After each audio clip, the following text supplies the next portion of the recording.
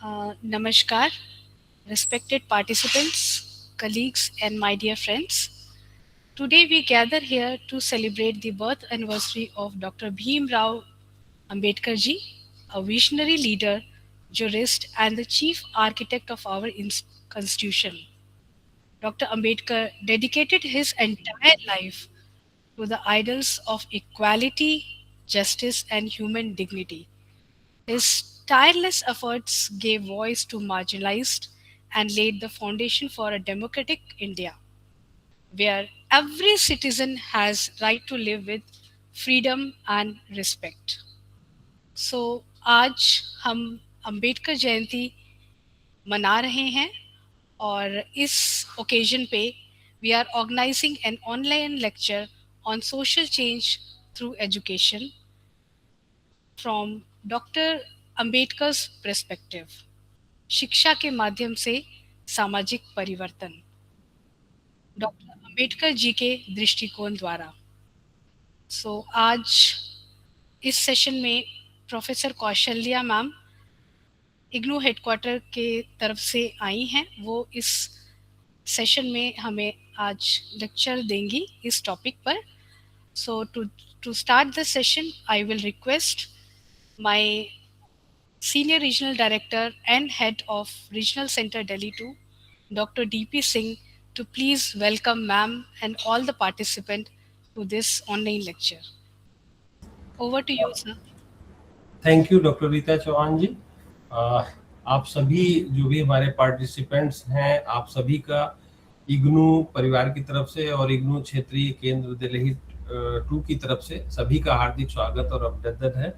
और सबसे ज़्यादा तो मैं प्रोफेसर कौशल्या मैम का धन्यवाद दूंगा और स्वागत करूंगा कि मैम जो है इस प्रोग्राम में हमारे मुख्य वक्ता बनी हैं। और आज जो भी आप लोग जो है पार्टिसिपेंट्स हैं, मुझे उम्मीद है हम लोग तो लाभान्वित होते ही हैं मैडम के वक्तव्यों से, और बहुत सारी जगह पे मुलाकात होती है, लेक्चर सुनते हैं उनका, और प्लस जो है उनके बारे में बहुत सारी चीज़ें भी जानते हैं।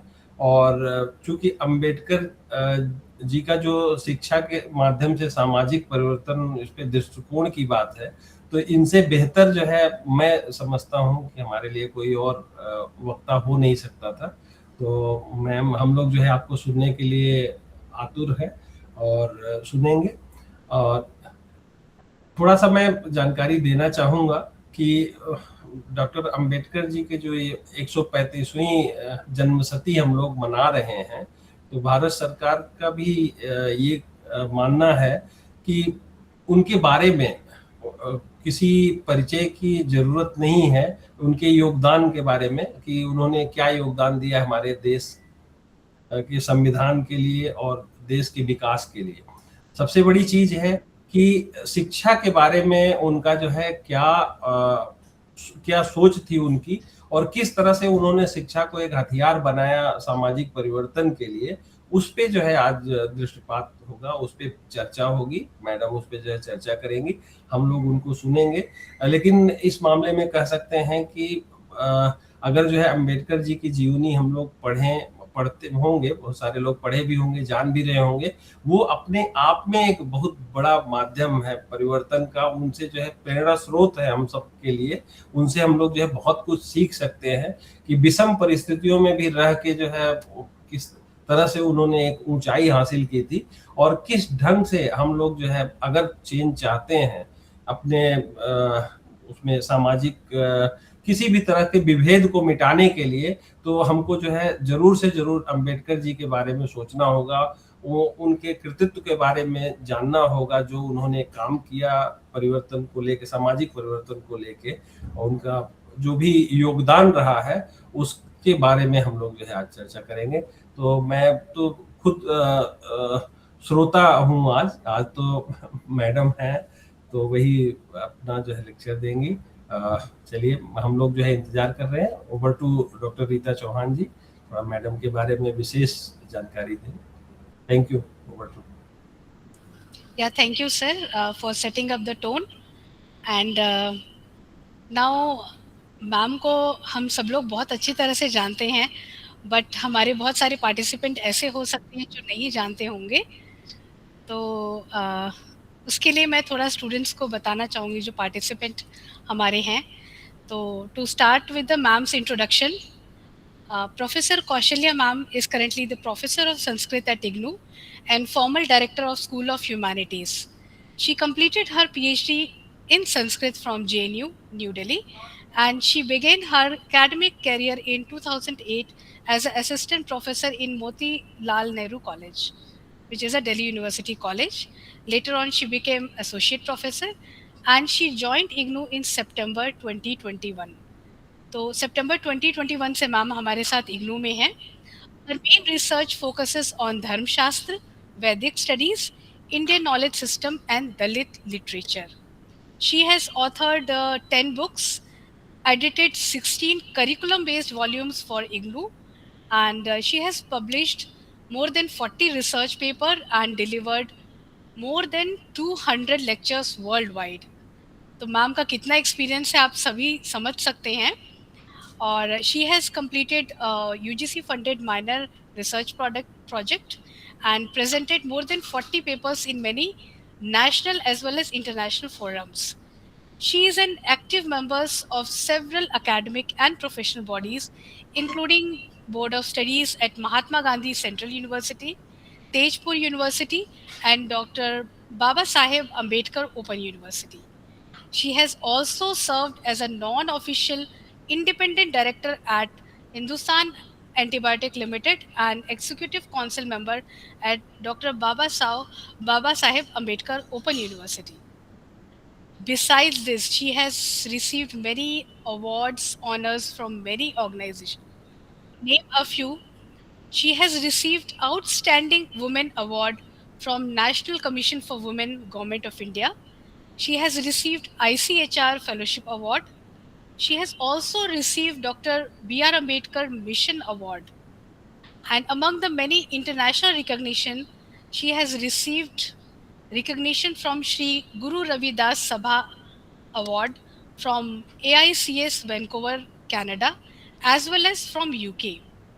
She has received Qaumi Ratna Award, then Dalit Asmita Saman, then people voice award and Dhamma Bhushan सम्मान।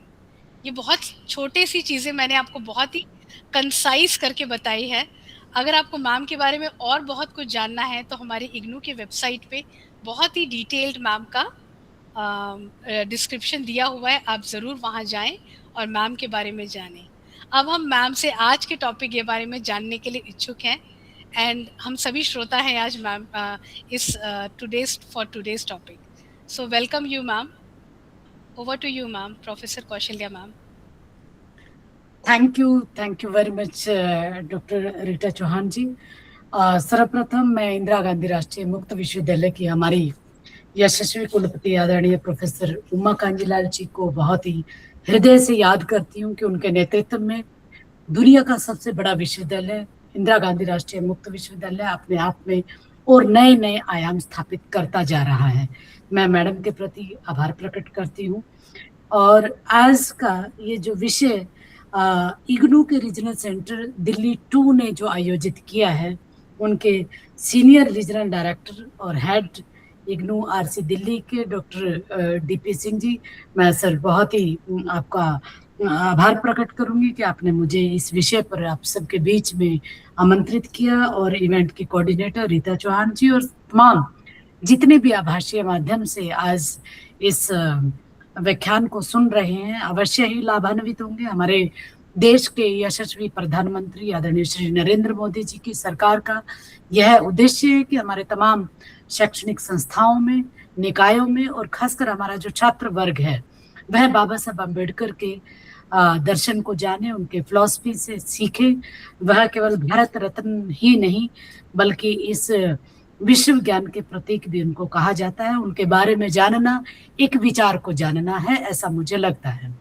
आज का जो हमारा विषय है बहुत महत्वपूर्ण इस रूप में भी है कि हम बाबा साहब भीमराव अम्बेडकर की 14 अप्रैल से लेकर अभी तक जो इंदिरा गांधी राष्ट्रीय मुक्त विश्वविद्यालय उनकी जयंती को सेलिब्रेट कर रहा है, मैं आप सबकी जानकारी के लिए बता दूं कि हेडक्वार्टर्स में भी और तमाम रीजनल सेंटर्स में भी, इग्नू के रीजनल सेंटर्स में भी बाबा साहब आम्बेडकर पर लगातार कार्यक्रम आयोजित किए जा रहे हैं। यहाँ तक कि हेडक्वार्टर में भी पूरा एक सप्ताह से ऊपर बाबा साहब आम्बेडकर की जयंती को स्लोगन्स के माध्यम से उनकी जयंती के दिन पुष्पांजलि अर्पित करके और बाबा साहब आम्बेडकर के विचारों से प्रोत्साहन देते हुए रैली के माध्यम से, और अब अंत में हमारा एक व्याख्यान भी होगा, पेंटिंग्स भी हुई हैं। इसी कड़ी में जो हमारा इग्नू का रीजनल सेंटर दिल्ली 2 है, उनके लिए यह व्यक्तिगत रूप से भी मेरे लिए बहुत सराहना का विषय है कि आपने बाबा साहब आम्बेडकर का जो शिक्षा के माध्यम से सामाजिक परिवर्तन है, जो बाबा साहब आम्बेडकर के जीवन दर्शन का बहुत ही महत्वपूर्ण आयाम, जिसके माध्यम से उन्होंने न केवल भारत के विश्वविद्यालयों को बल्कि दुनिया के तमाम विश्वविद्यालयों में जाकर शिक्षा प्राप्त की, उसी विषय को regional directors doctor DP Singh ने आज का व्याख्यान का विषय बनाया। रीटा चौहान जी का ये जो चुनाव है बहुत महत्वपूर्ण है। मैं इस विषय पर बात करने से पहले ये जानकारी आपको देना चाहती थी, और हम सब बाबा साहब आम्बेडकर की 136वीं के तमाम विश्वविद्यालयों में, सरकारी निकायों में, शैक्षणिक निकायों में, और तमाम जितनी भी दुनिया के जो लोग डिस्पोरा, इंडियन डिस्पोरा हैं, चाहे वे किसी भी वर्ग समुदाय से आते हों, वह सब बाबा साहब भीमराव आम्बेडकर की जयंती को बड़े धूमधाम से मना रहे हैं। मैं एक बात अपने इस विषय पर बोलने से पहले ये कहूंगी कि हमारा जो उद्देश्य है वह केवल जयंती मनाना नहीं है, बल्कि बाबा साहब आम्बेडकर का जो जीवन दर्शन है, उनके व्यक्तित्व के जो आयाम हैं, जो उनको बहुमूल्य बनाता है, न भूतो न भविष्यति, उनके उस दर्शन पर हम बात करना चाहते हैं। जयंती से हमारा अभिप्राय केवल इतना है कि हम हमारे महापुरुषों की, जिन्होंने हमारे देश को राष्ट्र पटल पर, अंतर्राष्ट्रीय पटल पर अपना योगदान दिया, उन पुरखों को जब हम याद करते हैं तो उनकी जयंती के माध्यम से उनके दिए गए संदेश, उनके जो कर्मठता थी, उनका जो योगदान था, उस योगदान की बात हम कर रहे होते हैं। इसलिए आज का जो विषय है, शिक्षा के माध्यम से सामाजिक परिवर्तन, डॉक्टर भीमराव आम्बेडकर का दृष्टिकोण। मित्रों, भारत के सामाजिक, राजनीतिक और शैक्षिक इतिहास में डॉक्टर अंबेडकर का योगदान बहुत महत्वपूर्ण रहा है। वे केवल भारतीय संविधान के प्रमुख शिल्पकार ही नहीं थे, बल्कि एक महान शिक्षाविद, समाज सुधारक और चिंतक भी थे। डॉक्टर अंबेडकर का विश्वास था कि शिक्षा समाज में समानता, स्वतंत्रता और बंधुत्व की स्थापना का सबसे शक्तिशाली माध्यम है। उन्होंने अपने जीवन में शिक्षा के महत्व को स्वयं अनुभव किया और समाज के वंचित वर्गों को शिक्षित करने के लिए प्रेरित किया। उनका जो प्रसिद्ध नारा था, शिक्षित बनो, संगठित हो और संघर्ष करो। Education, agitate and organise. आज के समय में भी भारत में जो शिक्षा व्यवस्था है, शिक्षा व्यवस्था को आधुनिक और समावेशी बनाने के लिए जो हमारी आज की राष्ट्रीय एजुकेशन पॉलिसी है, नेशनल एजुकेशन पॉलिसी 2020 है, वह भी बाबा साहब आम्बेडकर की उसी शिक्षित बनो जो मूल मंत्र था, उनका जो प्रसिद्ध नारा था, उसको लेकर, उनके उद्देश्यों को लेकर बहुआयामी, बहुभाषी और बहुसमावेशी ज्ञान आधारित जो शिक्षा, जो नेशनल एजुकेशन पॉलिसी 2020 है, वह बाबा साहब भीमराव आम्बेडकर का जो शिक्षा का दर्शन था, शिक्षा से संबंधित जो उनकी सोच थी, उसको लेकर आगे बढ़ने का प्रयास कर रही है।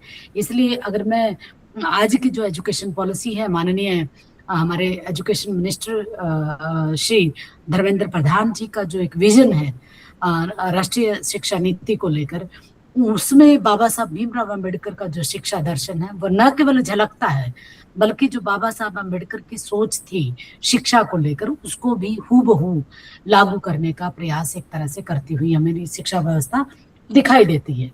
शिक्षा सामाजिक परिवर्तन का बहुत बड़ा माध्यम न केवल इस समय में, बल्कि अगर मैं भारत की जो हमारी जो भारतीय ज्ञान परंपरा, जो सनातनी परंपरा है, जो ज्ञान मीमांसा है, जो भारतीय ज्ञान मीमांसा जो शास्त्रों से निश्चित होकर आधुनिक समय तक पहुंचती है, उसको भी अगर मैं उदाहरण के रूप में आपके सामने रखूं तो वह भी सामाजिक परिवर्तन का एक बहुत बड़ा माध्यम बनी थी।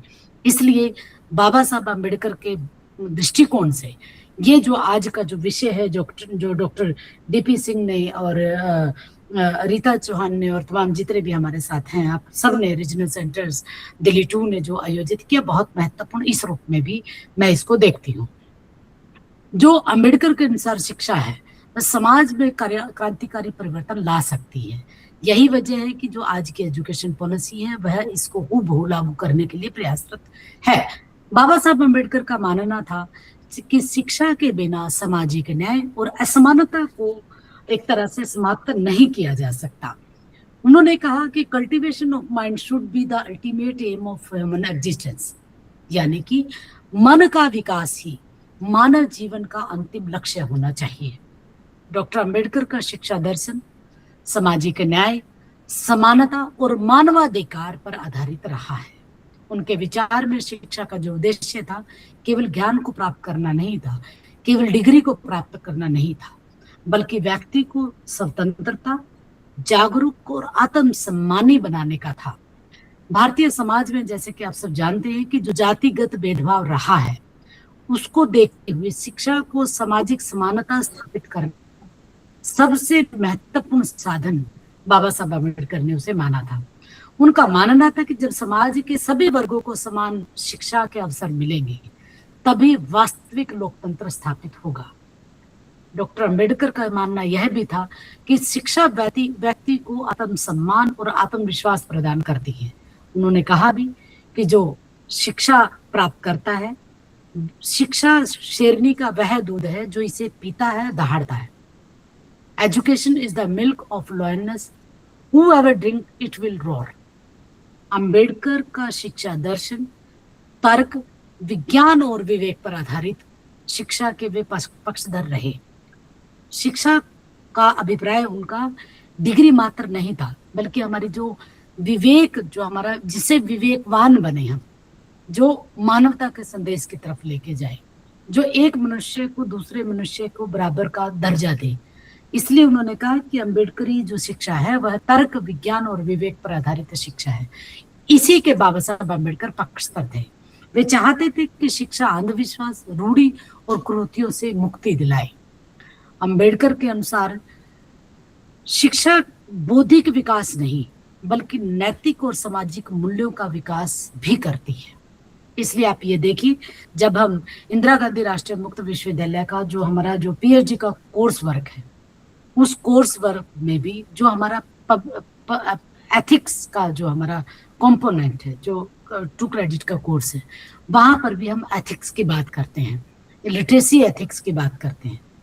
तो इसलिए जो बाबा साहब अम्बेडकर का जो मानना था कि जो शिक्षा है वह बौद्धिक विकास ही नहीं बल्कि हमारी नैतिक और सामाजिक मूल्यों का भी विकास करती है। भारतीय संविधान में भी उन्होंने शिक्षा को सामाजिक न्याय और समानता के लिए बहुत महत्वपूर्ण माना था। आज के समय में अम्बेडकर के जो शिक्षा संबंधी विचार हैं आज भी वह उतने ही प्रासंगिक हैं जितना उस वक्त के दौर में जब बाबा साहब अम्बेडकर ने यहाँ पर जन्म लिया था, मुंह में। मैं उसके ऊपर भी बात करूंगी। मैं पहले शिक्षा पर अपनी बात करना चाहती हूँ आपके साथ कि अम्बेडकर के अनुसार जो भारत जो है वो शिक्षा से ही जो विविधतापूर्ण जो समाज है, भारत का जो कल्चर है, भारत की जो संस्कृतियां हैं, भिन्न भिन्न संस्कृति हैं, भिन्न भिन्न रीति रिवाज हैं, भिन्न भिन्न आचार व्यवहार हैं। आप दक्षिण में चले जाइए, वहाँ की संस्कृति आपको अलग मिलेगी। आप आसाम की तरफ जाइए, ईस्ट में जाइए, वहाँ की आपको संस्कृति अलग मिलेगी। यानी कि जो हमारा विविधता भरा देश है, जो बहुभाषी भी देश है, उसमें शिक्षा ही वह माध्यम है जो सबको सामाजिक समानता दे सकती है। लोकतंत्र आधारित जो शिक्षा होगी, मानव अधिकार को मजबूत जो करने वाला होगा वह शिक्षा ही है। इसलिए जो नई शिक्षा नीति है भारत की, नॉलेज सोसाइटी बनाने का प्रयास करती है, यानी कि ज्ञान आधारित समाज। हम भिन्न भिन्न होते हुए भी एक हैं, हमारे कोर वैल्यू एक है। इसलिए बाबा साहब भीमराव अम्बेडकर ने इसको समाज परिवर्तन का सबसे बड़ा सशक्त साधन माना था, क्योंकि नॉलेज जो सोसाइटी है वो तभी बन सकती है जब आप उन मूल्यों को, उन विचारों को आत्मसात करते हैं जो सामाजिक समानता की बात करती हैं। भारत के संविधान में इसलिए ये समानता, स्वतंत्रता और शिक्षा का अधिकार दिया गया था। ये सब बाबा साहब अम्बेडकर की सोच के परिणाम बाद के समय में हमें संविधान में जो बाबा साहब अम्बेडकर ने दिए, वो समानता, स्वतंत्रता और शिक्षा का अधिकार, ये सब उसी सोच का परिणाम था। उन्होंने कहा कि हमारा संविधान केवल राजनीतिक लोकतंत्र नहीं बल्कि सामाजिक लोकतंत्र की भी बात करता है। यानी कि भारत के संविधान में केवल राजनीति महत्वपूर्ण नहीं थी, बल्कि जो सामाजिक लोकतंत्र की नींव थी, वह सामाजिक लोकतंत्र की नींव एक तरह से शिक्षा के माध्यम से ही बन रही थी।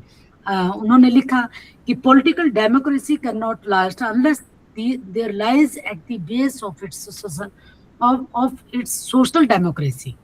यानी कि राजनीतिक लोकतंत्र तब तक स्थायी नहीं रह सकता जब तक उसकी नींव सामाजिक लोकतंत्र पर न हो, और सामाजिक लोकतंत्र तभी स्थापित होगा जब शिक्षा के माध्यम से हम एक दूसरे को समानता की नजर से देखेंगे।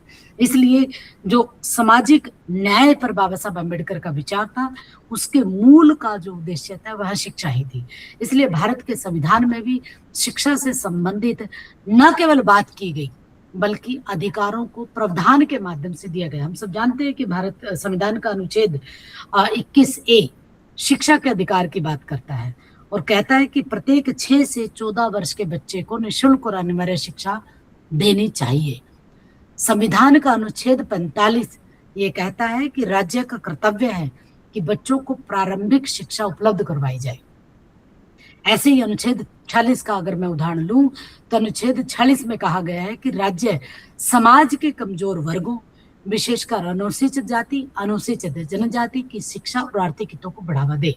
मैं बाबा साहब अम्बेडकर के शिक्षा और संविधान में जो प्रावधान है उनके साथ साथ ये कहूंगी कि विश्व का जो सबसे बड़ा विश्वविद्यालय है महात्मा इंदिरा गांधी राष्ट्रीय मुक्त विश्वविद्यालय, इसमें जो जन जन का कंसेप्ट है, जन जन का विश्वविद्यालय, इसके पीछे का इसके पीछे का जो एथिक्स है वह यही है कि कमजोर वर्गों का, जन जन, कोई भी चाहे कितने भी रिमोट एरिया में क्यों ना बैठा हो, दूर दराज के क्षेत्र में बैठा हुआ भी हमारे विश्वविद्यालय से शिक्षा ले सकता है। वह आपके ज्ञान दर्शन के माध्यम से, ज्ञानवाणी के माध्यम से, रेडियो के माध्यम से, आजकल मोबाइल में ऐप है, ऐप डालिए, हमारे पाठ जो हमारे प्रोफेसर्स और हमारे जो एकेडमिशियन तैयार करते हैं उनके द्वारा जो पाठ तैयार होता है उसको कोई भी दूर दराज का व्यक्ति बैठा हुआ सुन सकता है, ज्ञान हासिल कर सकता है और अपनी शिक्षा की डिग्री प्राप्त कर सकता है। इसलिए जो भारतीय संविधान का अनुच्छेद है 40, उसमें यही कहा गया कि जो अनुसूचित जाति है, अनुसूचित जनजाति है, वह शिक्षा के अधिकारों की बात करता है और आर्थिक हितों को भी बढ़ावा देने की बात करते हैं। ये प्रावधान अंबेडकर के सामाजिक न्याय के विचारों को दर्शाते हैं। मैंने जैसे कि कहा कि भारत की शिक्षा प्रणाली 21वीं सदी की आवश्यकताओं के अनुसार विकसित करने के लिए भारत सरकार ने नेशनल एजुकेशन पॉलिसी 2020 लागू की। ये जो नेशनल एजुकेशन पॉलिसी है यह भी सामाजिक परिवर्तन का काम करती है। जैसे कि हमारा विषय भी शिक्षा के माध्यम से सामाजिक परिवर्तन, जो बाबा साहब अम्बेडकर का उद्देश्य था कि शिक्षा के माध्यम से सामाजिक परिवर्तन कैसे हो, ऐसे ही हमारी एजुकेशन पॉलिसी जो है 2020 वह भी शिक्षा को समावेशी बनाती है, विद्यार्थियों के सर्वांगीण विकास को बढ़ावा देने की बात करती है, कौशल और नवाचार को प्रोत्साहन देने की बात करती है, मातृभाषा में शिक्षा प्रदान करने की बात करती है। और कहिए कि जो जैसे कि मैंने कहा कि भारत एक बहुभाषी भी देश है, बहुविषयक शिक्षा, बहुभाषीय के माध्यम से उच्च शिक्षा भी छात्रों को विभिन्न विषयों का चयन करने की स्वतंत्रता देती है। कौशल आधारित शिक्षा देती है, और डिजिटल, जैसे कि मैंने कहा कि नई तकनीकी और डिजिटल प्लेटफॉर्म का उपयोग शिक्षा को और ज्यादा दूर दराज के क्षेत्रों तक पहुंचाने के लिए और कौशल आधारित शिक्षा देने के लिए हमारी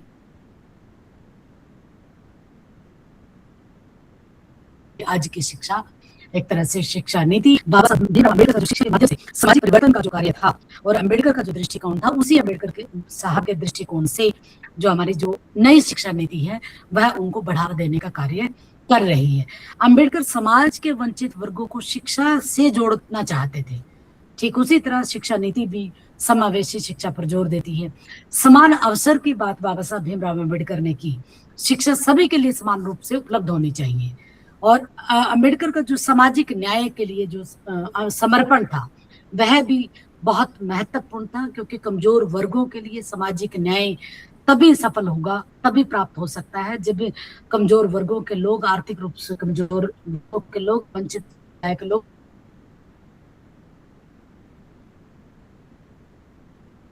शिक्षित होंगे और जो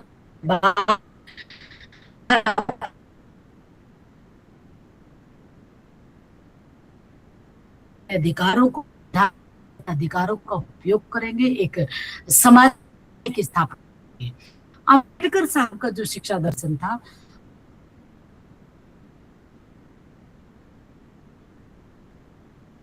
समाज के लिए एक प्रेरणा है।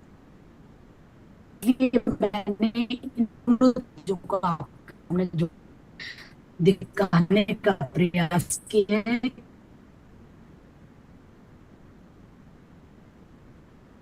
कि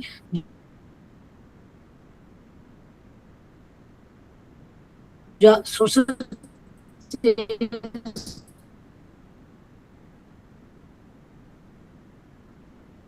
थ्रू द एजुकेशन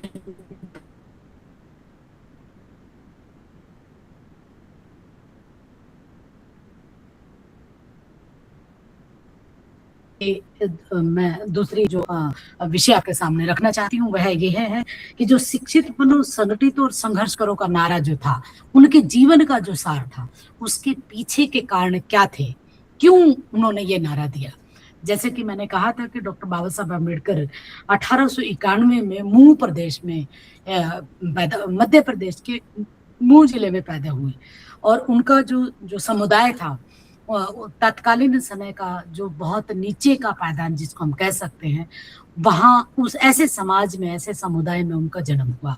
और ये इसलिए भी मैं बताना चाहती हूँ कि छात्रों को और हमारे प्रबुद्ध समाज को बाबा साहब अम्बेडकर का जो एक बड़ा ओरा है वह तो दिखाई हमें देता है, लेकिन वह व्यक्तित्व बना कैसे, उसकी क्या प्रक्रिया थी, क्यों उन्होंने समाज परिवर्तन का सबसे बड़ा जो साधन माना शिक्षा को, क्योंकि उन्होंने जो भेदभाव, जो असमानता, जो अपमान, जो संघर्ष अपने जीवन में झेला था, उस संघर्ष का परिणाम था कि बाबा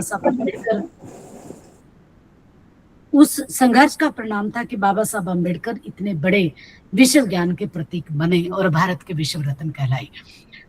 जब अगर मैं कुछ घटनाओं का जिक्र करना चाहती हूँ, आप लोगों को पढ़ना चाहिए बाबा साहब अम्बेडकर की जीवनी को, उनके जीवन के उदाहरण को। मैं खासकर उनके एजुकेशन से संबंधित जो उनके एक्सपीरियंस थे वो आपके सामने शेयर करते हुए कहूंगी कि जो बाबा साहब अम्बेडकर का स्कूल का अनुभव था, आपको पता है उनको बच्चों के साथ बैठने तक की अनुमति नहीं थी। जब सारे सरकार जो स्कूल में पढ़ने वाले छात्र थे वह एक जगह बैठते थे, बाबा साहब अम्बेडकर जमीन पर अलग से बैठते थे। न केवल छात्र बल्कि जो शिक्षक थे उस समय, वह भी उन्हें अछूत मानते थे, उनसे छूते नहीं थे उनको। पानी भी उन्होंने खुद लेने के लिए नहीं दिया जाता था, बल्कि बाबा साहब अम्बेडकर अपने वेटिंग फॉर वीजा, उनकी जो उनकी बायोग्राफी है, एक तरह से ऑटोबायोग्राफी है, उसमें उन्होंने लिखा कि नो पियर नो वाटर, यानी कि अगर चपरासी नहीं है तो पानी भी नहीं है।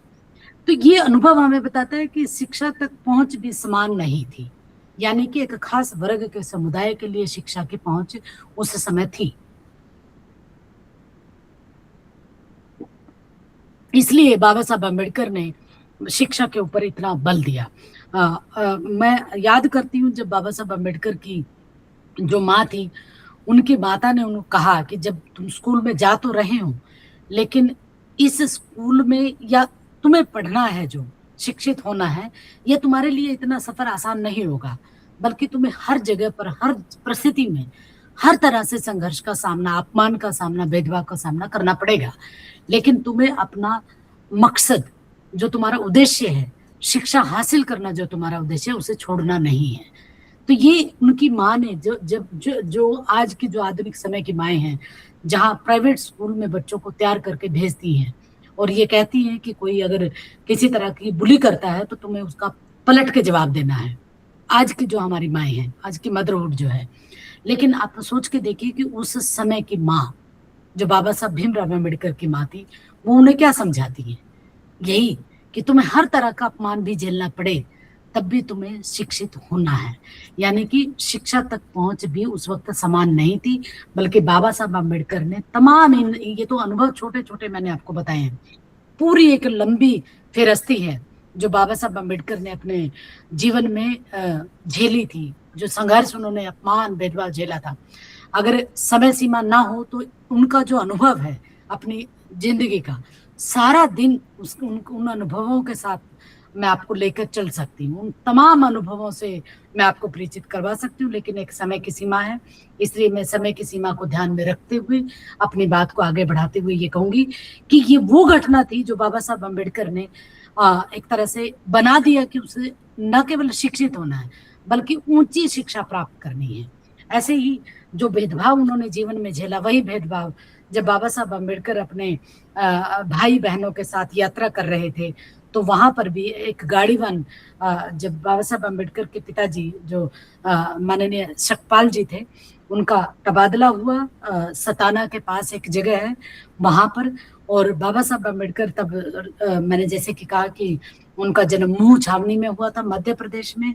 उसके बाद स्कूली शिक्षा के साथ साथ उन्होंने जब बॉम्बे शिफ्ट किया, तो वहां से बाबा साहब भीमराव अम्बेडकर को अपने पिताजी के पास जाना था, अपने भाई बहनों के साथ।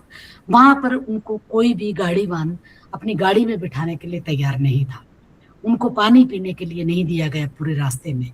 और केवल इतना नहीं, बल्कि आप सोच के देखिए, बाबा साहब भीमराव अम्बेडकर ने कोलंबिया यूनिवर्सिटी अमेरिका में अपनी हायर एजुकेशन हासिल की, लंदन स्कूल ऑफ इकोनॉमिक्स में अपनी पढ़ाई की।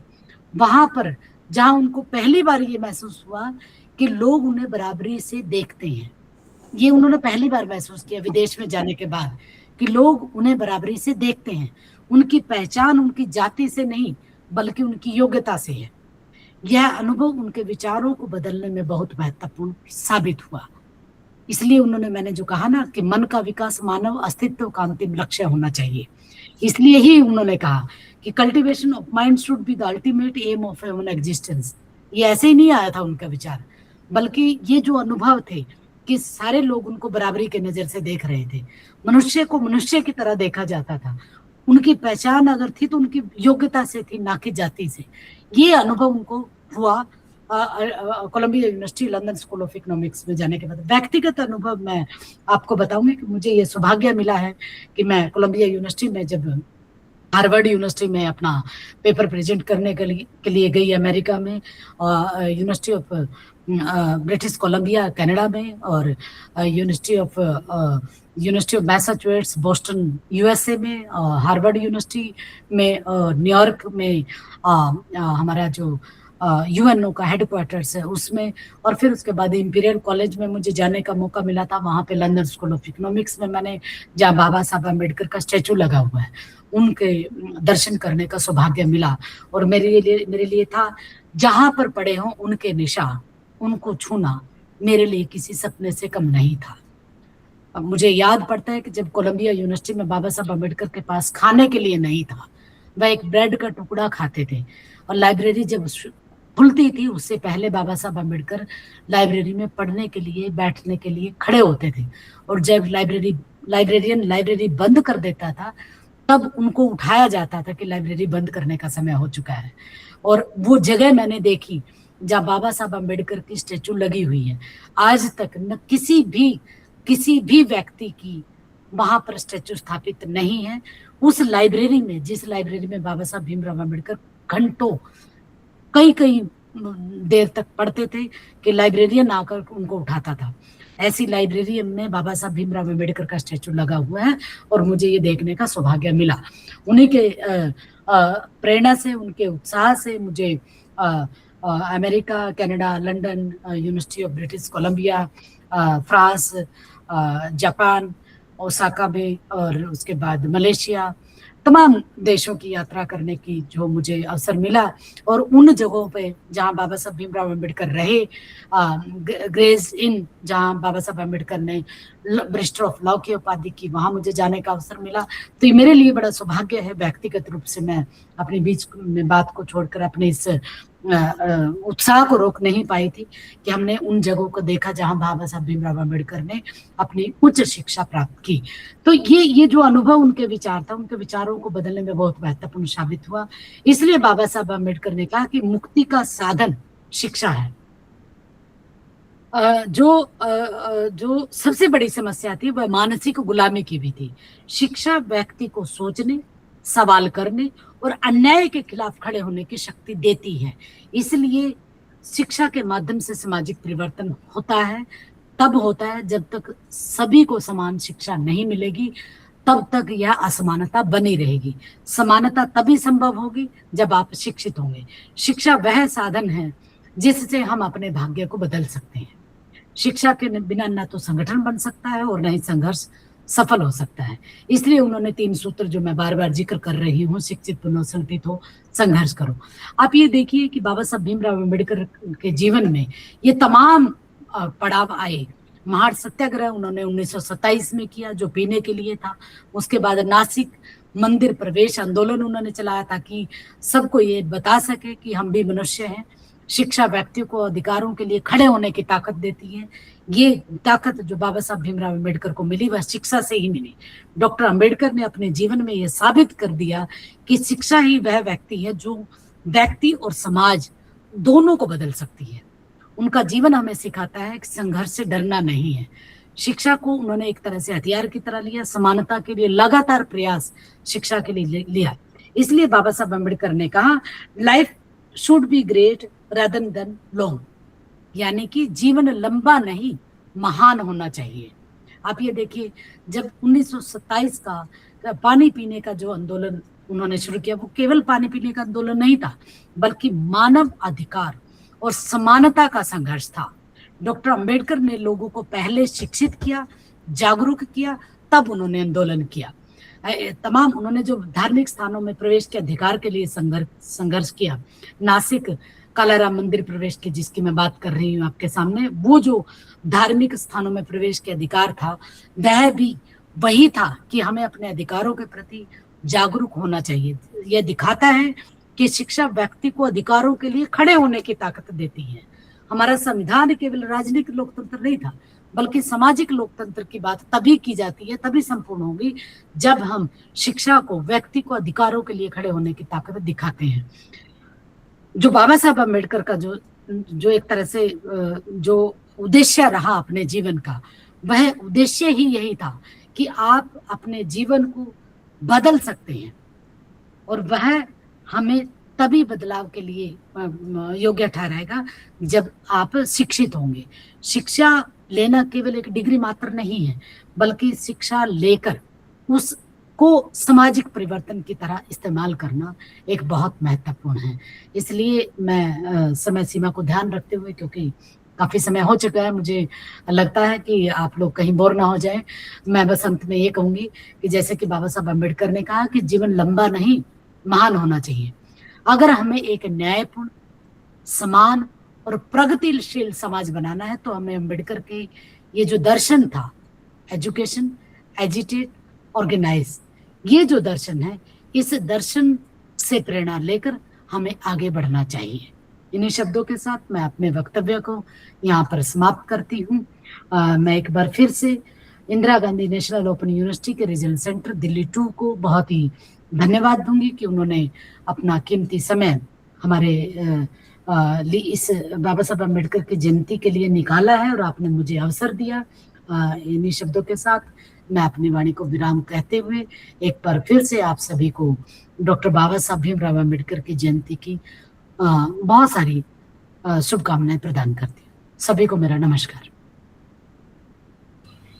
नमस्कार। किसी पार्टिसिपेंट्स का कोई क्वेश्चन है, कुछ पूछना चाहते हैं मैम से तो ज़रूर पूछ सकते हैं। इसमें हमारे और रीजनल सेंटर से भी लोग जुड़े हुए हैं, रीजनल डायरेक्टर्स भी हैं, उनसे भी अनुरोध है कि अगर कुछ बोलना चाहते हैं तो बोल सकते हैं। एक मिनट और लेना चाहूंगी। हमारी मानविकी विद्यापीठ की निदेशिका प्रोफेसर स्मिता चतुर्वेदी जी हमारे साथ जुड़ी हुई थी। मैम बहुत ही हृदय से आभारी हूँ कि आपने अपने कीमती समय में से मुझे सुनने के लिए समय निकाला। इन्हीं शब्दों के साथ जी सॉरी सिंह साहब, आप अपनी बात को जारी रखें। Thank you ma'am. Vote of thanks. Sir मैं एक चीज में यहाँ पे ऐड करना चाहूंगी। मैं सुन रही थी मैम ने इतने अच्छे तरीके से डॉक्टर भीमराव अंबेडकर साहब के बारे में बताया कि एक्चुअली इतनी सारगर्भित और इतनी अच्छी इन्फॉर्मेशन थी कि हम सभी लोग एक तरह से मैं कहूँगी कि हम धन्य हो गए सुन के उनके बारे में, बिकॉज इतना डीपली कभी अध्ययन करने का, सुनने का मौका नहीं मिला। तो thank you ma'am for this informative session, बहुत ही अच्छा रहा। बहुत बहुत धन्यवाद आपका मैम।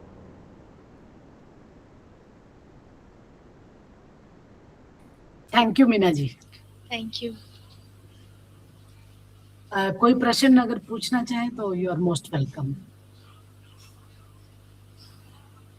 और कोई पार्टिसिपेंट्स में कुछ कहना चाहते हैं?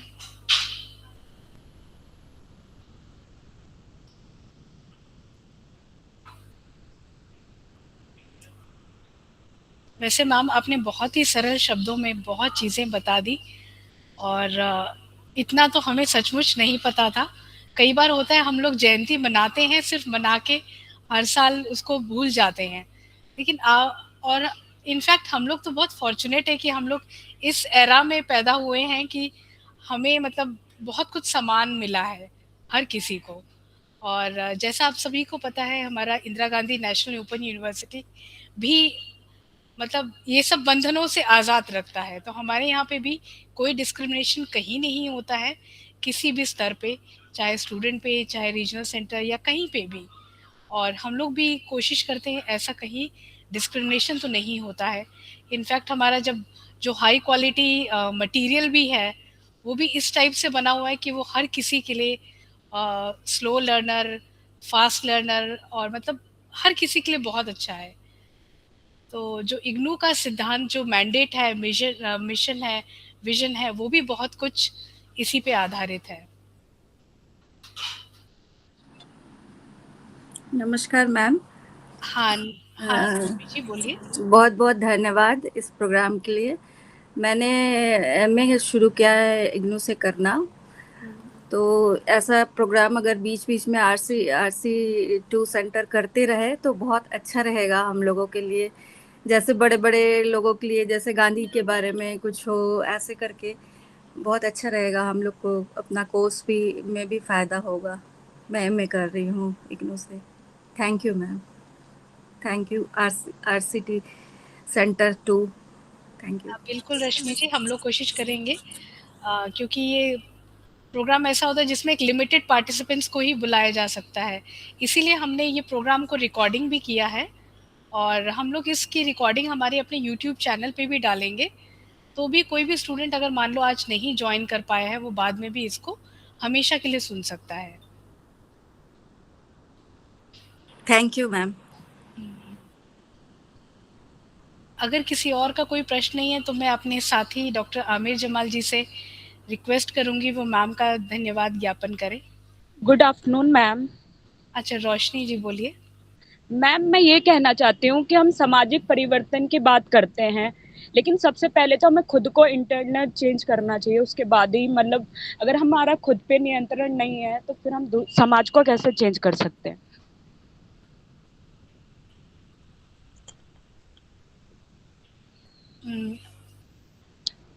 मैम से है कि मतलब हमें खुद के ऊपर इतना ज्यादा कैसे अडिग रहना चाहिए कि अपने आप को मतलब इतना वो बनाए कि मतलब फिर हम समाज के ऊपर आएंगे। सबसे पहले हमें खुद को ही इतना मतलब उजागर, इतना सक्सेसफुल मतलब बनाना चाहिए, उसके बाद ही मतलब ये प्रेरणा मिलती है। हमारे जो भीमराव अंबेडकर जी है, इनके पास 32 डिग्रियां हैं और इन्होंने इतना सेक्रीफाइस, इतनी प्रॉब्लम के बाद भी इतना ज़्यादा इन्होंने अपने आप को इतना सक्सेसफुल बनाया।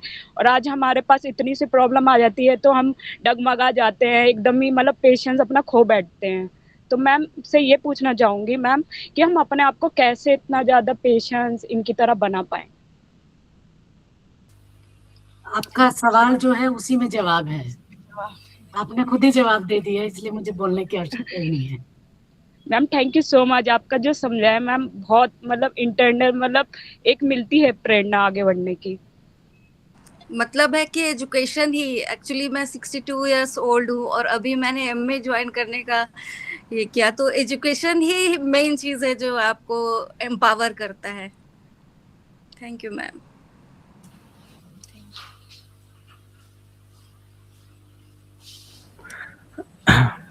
सभी को नमस्कार। इससे पहले कि मैं एक फॉर्मली वोट ऑफ थैंक्स दूं, मैं भी जैसे सभी लोगों ने अपने विचारों को व्यक्त किया। मैडम आपने सही में मतलब जो लेक्चर का जो टॉपिक था आज का ना, उसका कहते हैं हक अदा कर दिया आपने। मतलब इतने अच्छे तरीके से जैसे मोतियों को माला में पिरोना है कि छोटी छोटी एक एक चीज़ को मेंशन करके बहुत अच्छे तरीके से जो चीज़ें हमने इधर उधर कभी सुनी होंगी उनको एक ही प्लेटफॉर्म पे एक ही जगह आपने इतने आसान तरीके से बताया। बहुत ही अच्छा लगा ma'am, thank you so much. So on behalf of IGNOU Regional Center Delhi 2, I would like to express my heartfelt thanks to all those who have made today's webinar on the topic Social Change Through Education, Dr. B.R. Ambedkar's Perspective, a great success. First of all, I sincerely thank our respected resource person, Professor Dr. Kaushalya, for sharing such valuable insights on Dr. B.R. Ambedkar's vision. Madam, your words have truly inspired us and helped us understand the importance of education in bringing social change. Thank you so much, Madam. I would also like to thank our Senior Regional Director, Dr. TP Singh Ji, for his constant guidance and support. My special thanks to our today's event coordinator, Dr. Rita Chauhan, for her efforts in organizing this meaningful webinar.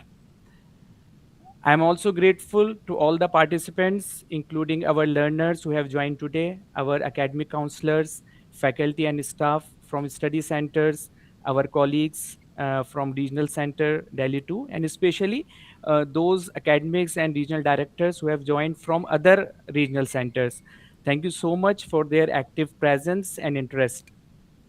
Lastly, I thank the entire organizing team, our technical staff from the regional center, for their hard work behind the scenes. With this, I conclude this session. Thank you all once again. Have a great day. Thank you. Thank you. Thank thank you. You ma'am. एक video photograph ले लेते हैं, एक सभी अपना camera, और ये जो है इसको स्क्रीन पे लेके आइए। पूरा जो पीपीटी प्रेजेंटेशन दे रखा है ना, इसको स्क्रीन पे लाइए, सभी एक कर लीजिए जिससे हम एक फोटोग्राफ ले लें। ये विनोद जी, इसको आप जो प्रेजेंट कर रहे हैं इसको हटा दीजिए, वैसे आ जाएगा। किसी एक जगह पे रख लीजिए इसको। आप सभी लोग अपना कैमरास ऑन कर दीजिए। रितु जी, ये विनोद कुमार जो स्क्रीन शेयर कर रहे हैं, स्क्रीन शेयर को नीचे करवाइए ताकि फोटोग्राफ सही आ जाए, क्योंकि पूरा टाइम स्क्रीन शेयर एक ही लगा हुआ था, ना कि हमने पीछे। मैडम बीच में आ रहा है, छोटा आ रहा है, छोटा आ रहा है। ओके ठीक है। अच्छा, मुझे पूरा दिखाई दे रहा है असल में। ओके ओके ठीक है, ठीक है, ले लीजिए, फिर क्लोज करते हैं।